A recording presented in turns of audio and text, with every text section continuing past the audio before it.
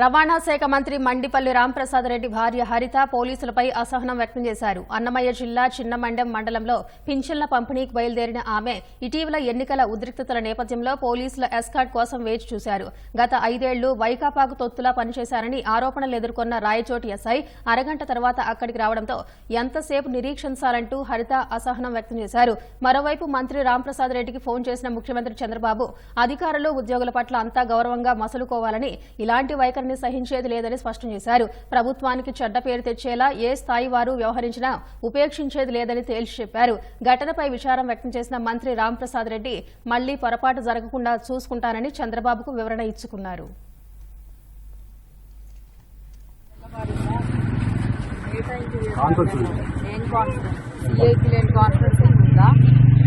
వచ్చాననుకున్నావా? డ్యూటీలో రావాలని చెప్పి యూనిఫామ్ కూడా లేదా మీకు? ఏంటి పొరపాటు?